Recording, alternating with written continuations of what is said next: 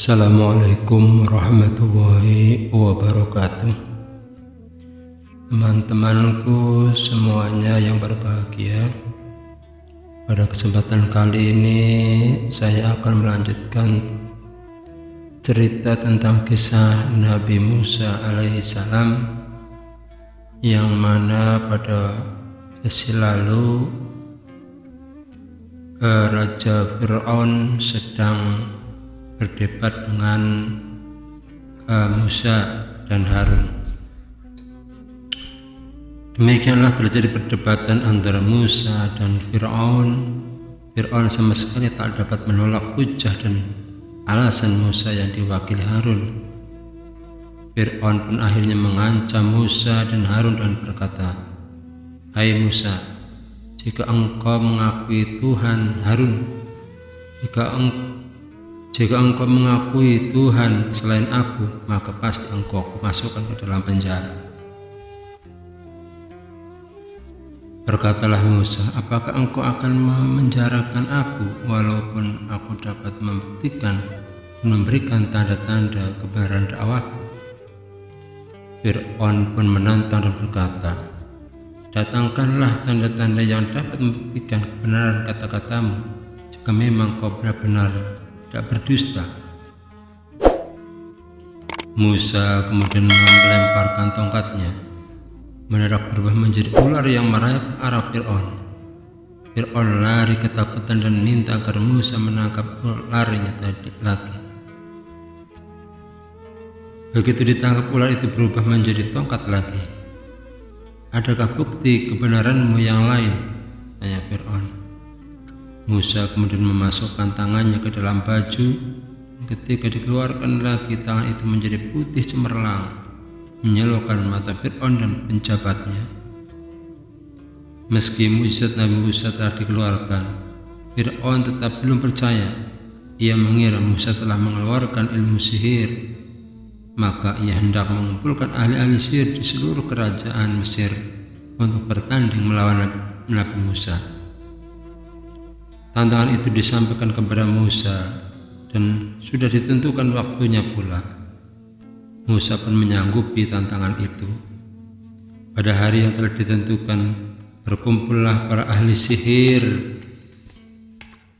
di tempat yang telah ditentukan oleh raja. Rakyat turut menyaksikan pula adu kepandaian sihir itu. Setelah semua berkumpul, Fir'aun memberi aba-aba agar pertandingan dimulai. Musa pun mempersilahkan para ahli sihir andalan Fir'aun untuk menampilkan kebolehan lebih dahulu. Mereka melemparkan tali dan tongkat-tongkatnya. Tak lama kemudian tali-tali dan tongkat yang mereka lemparkan itu berubah menjadi ular. Jumlahnya ribuan ekor. Fir'aun tertawa bangga menyaksikan kebolehan para ahli sihirnya. Rakyat banyak juga terkagum-kagum. Dengan tenang Nabi Musa melemparkan tongkatnya. Tongkat itu segera berubah menjadi ular yang sangat besar dan langsung memakan ular kecil yang dilemparkan para ahli sihir Fir'aun. Dalam waktu singkat, ular para ahli sihir itu habis ditelan ular Nabi Musa. Para ahli sihir itu terbelalak heran. Apa yang ditampilkan Nabi Musa bukanlah sihir seperti yang mereka pelajari dari setan. Sadar akan hal itu, para ahli sihir sama berlutut dan menyatakan diri menjadi pengikut ajaran Nabi Musa. Mereka bertaubat dan hanya akan menyembah Allah saja. Fir'aun makin murka melihat pembelotan para ahli sihir yang telah bertaubat itu. Ia mengancam akan menyiksa para ahli sihir itu dengan siksaan di luar batas kemanusiaan. Namun para ahli sihir itu tidak merasa takut. Mereka tetap memilih menjadi pengikut Nabi Musa. Sejak saat itu terdapat dua aliran di Mesir. Yang pertama, mereka menyembah Fir'aun, dan yang kedua, para pengikut Nabi Musa. Namun para pengikut Nabi Musa makin lama makin banyak jumlahnya. sebab ajaran Nabi Musa sangat jelas dan mereka dihormati sebagai makhluk Tuhan yang sama seperti lainnya. Tidak demikian dengan Fir'aun yang selalu bertindak bengis dan kejam. Kebengisan Fir'aun semakin menjadi-jadi. Para pengikut Nabi Musa disiksa di luar batas agar menjadi kafir dan mengikuti perintah Fir'aun. Nabi Musa kemudian berdoa agar Allah menimpakan azab kepada Fir'aun dan para pengikutnya. Doanya dikabulkan. Mesir dilanda kemarau panjang sehingga banyak panen yang gagal. Tanaman dan pepohonan banyak yang mati. Disusul badai topan yang merobohkan rumah-rumah mereka. Jutaan belalang didatangkan menyerbu hewan dan perkebunan, juga kutu dan katak. Terakhir semua air di negeri Mesir mendadak berubah menjadi darah. Wabah penyakit melanda di mana-mana. Setiap anak laki-laki bangsa Mesir mendadak mati, tidak terkecuali anak-anak Fir'aun yang sendiri termasuk putra mahkotanya. Dalam keadaan demikian, mereka mendatangi Nabi Musa agar berdoa kepada Tuhan untuk mencabut azabnya itu.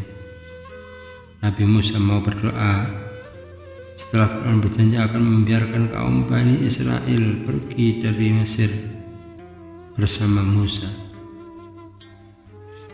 Namun setelah azab itu berhenti dan keadaan menjadi normal, Fir'aun mengingkari janjinya. Kaum Bani Israel yang menjadi buruh, budak dan sebagainya tetap diperintahkan bekerja di Mesir, dan para pengikut Nabi Musa masih banyak yang disiksanya. Dalam keadaan demikian datanglah wahyu dari Allah agar Musa mengajak kaumnya pergi meninggalkan Mesir. Mereka berangkat secara diam-diam di malam hari, takut ketahuan Fir'aun. Namun akhirnya Fir'aun mengetahuinya juga. Ia dan para tentaranya segera menyusul rombongan Nabi Musa. Syekh dan rombongan Musa telah sampai di tepi Laut Merah. Mereka tak dapat melanjutkan perjalanan karena terhalang laut. Para pengikut Nabi Musa panik karena Fir'aun dari kejauhan sudah tampak bersama bala tentaranya akan membunuh mereka. "Jangan takut, Tuhan bersama kita," kata Nabi Musa sambil memukulkan tongkatnya ke laut. Seketika laut itu terbelah.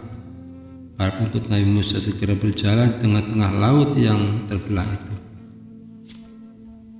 Setelah mereka sampai di daratan seberang, Fir'aun tiba dan menyusul mereka melalui jalan di laut yang terbelah. Namun ketika Fir'aun dan para pengikutnya sampai di pertengahan, mendadak laut terbelah itu mengatup kembali. Tenggelamlah Fir'aun dan para pengikutnya, semua binasa tanpa tersisa. Sesudah selamat dari kejaran Fir'aun, Musa dan pengikutnya meneruskan perjalanan. Di waktu mereka kehausan dan tidak mendapat air, Nabi Musa memukulkan tongkatnya ke batu. Maka dari batu itu memancarkan air yang dapat mereka minum. Sewaktu mereka berada di semenanjung Sinai, mereka kepanasan. Matahari seperti memanggang bumi. Tak ada tempat berteduh karena tak satu pun pohon terlihat oleh mereka. Di saat seperti inilah Allah memberikan nikmatnya berupa awan yang melindungi perjalanan mereka. Dan ketika kehabisan bekal, mereka minta kepada Nabi Musa agar Allah menurunkan makan buat mereka. Allah kemudian memberi mereka makanan berupa manna dan salwa.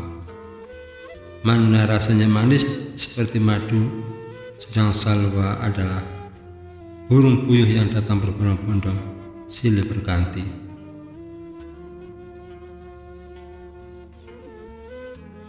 Burung puyuh mana rasanya manis seperti madu, sedang salwa adalah burung puyuh yang datang berbondong-bondong silih berganti.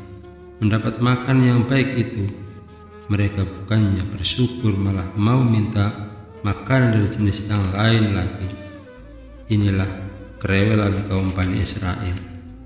Demikian kisah Nabi Musa alaihissalam telah selesai. Wassalamualaikum warahmatullahi wabarakatuh.